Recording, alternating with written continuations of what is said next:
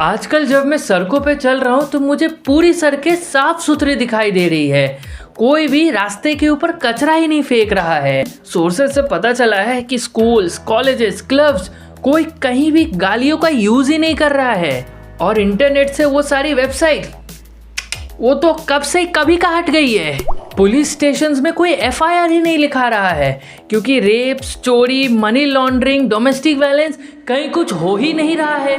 और इन सब का क्रेडिट जाता है उन सभी लोगों को जिन्होंने अपना कंट्रीब्यूशन दिया इंडियाज गॉट टैलेंट को बैन करवाने में। क्या हुआ, तुम्हारे इधर ये सब चेंजेस नहीं आए क्या? क्या यार, कैसे यूथ हो तुम? थोड़ा न्यूज़ वगैरह देखो कि कैसे हमारे जो फोर्थ पिलर है हमारी न्यूज़ मीडिया, वो सब देश का, नेशनल का सबसे बड़ा इशू, हमारे नेशनल इशू को सॉल्व कर रही है। कितने सारे पॉलिटिशियंस को यूथ के फ्यूचर की चिंता है, इसीलिए सभी नायक मूवी की तरह मेहनत कर रहे हैं। करप्शन के अगेंस्ट नहीं, एक कॉमेडी शो को बैन कराने के लिए। रोजगार किस यूथ को चाहिए? बस हमारे यूथ को गालियां नहीं देनी चाहिए।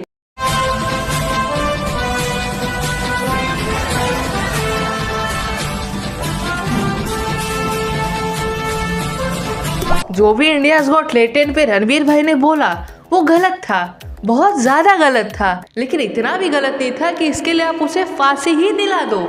यह है योगी देवनाथ जी। इन्हें रणवीर का अश्लील जो कितना खराब लगा कि इन्होंने फांसी ही डिमांड कर ली।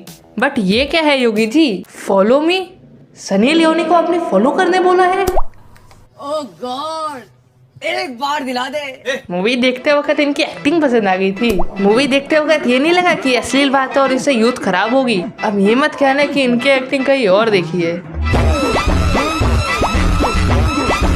इंडियाज गॉट टैलेंट एक काफ़ी बेहद गिरा हुआ शो है और इससे हमारा जो यूथ है वो काफ़ी ज़्यादा भटक रहा है, उनमें अश्लीलता फैल रहा है और समय रैना के जैसे इन्फ्लुएंसर्स सिर्फ और सिर्फ अश्लीलता ही फैलाए जा रहे हैं। हाँ, अगर समय रैना को अगर फैलाना ही था कुछ, इन इन्फ्लुएंसर्स को गुटखा प्रमोट करना चाहिए था ना।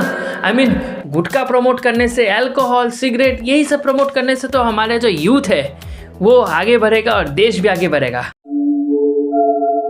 अतुल सुभाष नाम याद है?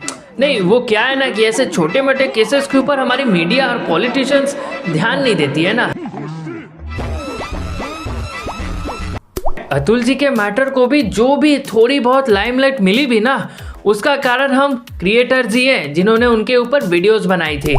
रणवीर के जो जोक का जो क्लिप था जिसके कारण समय रैना को सारे वीडियोस ही डिलीट करने पड़े, उसके शो को बैन करने तक की नौबत आ गई, वो तो काफ़ी छोटी सी थी।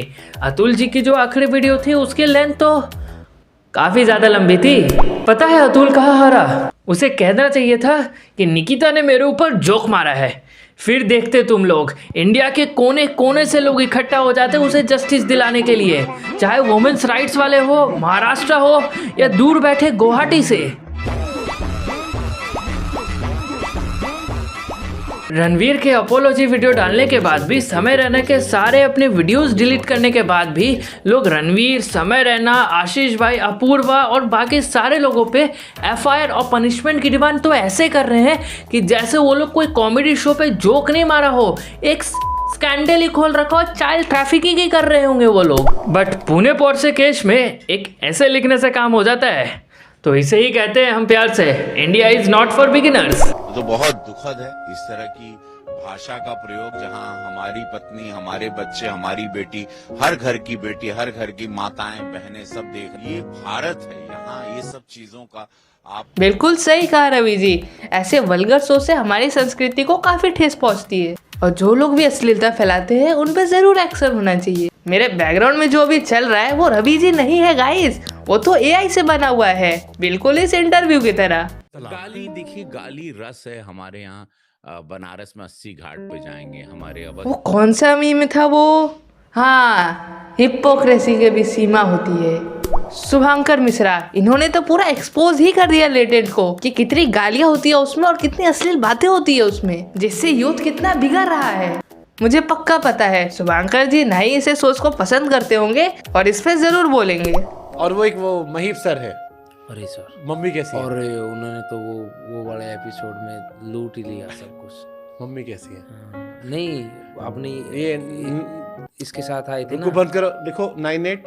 हाँ हाँ, अरे यार तुम अब तो सच इनके जैसे काफी लोग और पॉलिटिशियंस, हमारी न्यूज मीडिया, इन सभी को लगता है कि हमारे जो यूथ को अश्लीलता फैलाना और गालियों सिखाना लेटेंट से ही शुरू हुआ है, समय रहना ही बैठ के इन्हें सिखा रहा है। जैसे मिर्जापुर जैसे वेब सीरीज तो ये लोग फैमिली के साथ में बैठ के देखते थे, और देखे भी क्यों ना, इतना ज़्यादा फैमिली फ्रेंडली शो जो है।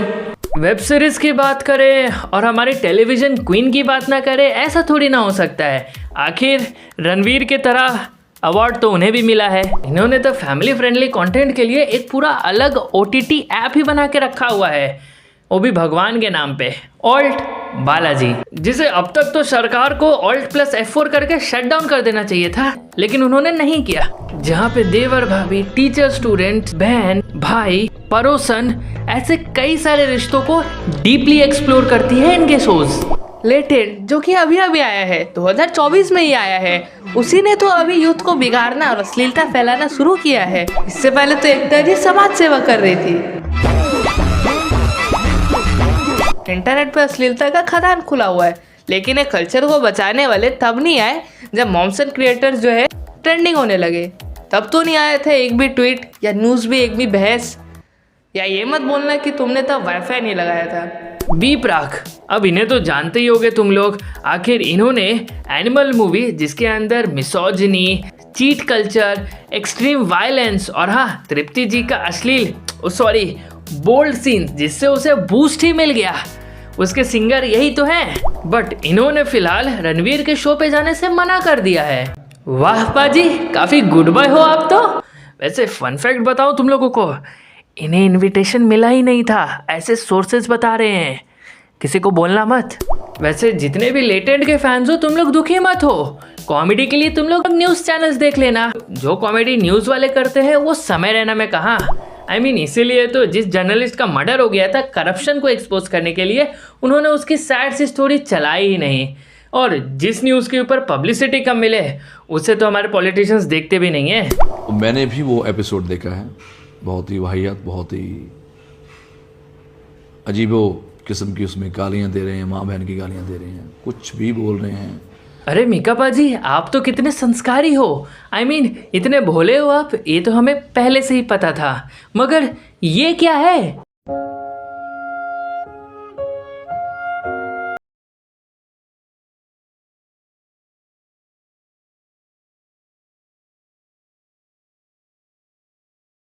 संस्कारी बने हो आप। समय रहना रणवीर और बाकी लोगों के साथ जितनी भी अननेसेसरी चीजें हो रही है, उसे देख के तो यही लगता है कि अगर तुम्हारे पास पावर हो तो तुम कुछ भी कर सकते हो। नहीं तो अगर लोगों को अश्लीलता से प्रॉब्लम होता तो हमारे गाने, मूवीज और एकता कपूर का जो प्लेटफॉर्म है, जो काफी सालों से चले आ रहा है, वो अभी तक बैन हो जाता। असल में प्रॉब्लम था कि कैसे एक अकेले लड़के ने पूरे इंटरनेट को अपना दीवाना बना दिया था, खुद के दम पे खड़े होके। और कंपटीशन को कट कैसे करते हैं, ये तो पावरफुल लीडर्स को अच्छे तरीके से आता है। अभी भी लोग अश्लीलता के नाम पर सिर्फ लेटेंट के पीछे पड़े हुए हैं, लेकिन अभी भी इन लोगों को ऑल्ट बालाजी, उल्लू, ये सब ऐप्स तो दिख ही नहीं रहे हैं। तो क्या इसे ही कहते हैं पैसों का पावर? समय रैना ने सारे OTT प्लेटफॉर्म्स वालों को मना कर दिया था कि वो अपना शो तुम्हारे ऊपर नहीं लाएगा, और कैसे उसने पूरे YouTube से ही अपने पूरे इंडिया को दीवाना बना दिया था, और कैसे उसने मेंबरशिप, जो कि इंडिया में काफ़ी कम लोग लेना पसंद करते हैं, उस एल्गोरिदम को भी क्रैक कर लिया था। तो कहीं इसी दीवानगी से किसी OTT ओवर द टॉप वाले पर्सन को ईगो तो नहीं हट हो गया? ऐसा मैं नहीं, ऐसा तो हमारी कॉन्स्पिरेसी थ्योरीज कह रही है। हम सभी जानते हैं कि अभी जो भी हो रहा है वो काफ़ी ज़्यादा है, मतलब हद से ज़्यादा, लेकिन फिर भी कोई बात नहीं। बस एक ही रिक्वेस्ट करना चाहूँगा कि जब हमारी न्यूज़ मीडिया और हमारे पॉलिटिशियंस का रणवीर अलाहाबादिया और समय रैना वाले जैसे मुद्दों पे बोरिंग लगने लगे, तो प्लीज़ ज़रा एक बार एक्चुअल केसेस पे ध्यान दे देना, ताकि हमारे देश में कोई अगला अतुल या अगला आरजीकर या फिर अगला पुणे पोर्शे ना हो। तो वो दिन दूर नहीं जब वापस से देश पे घूंघट चढ़ जाएगा। पैकअप कर दो।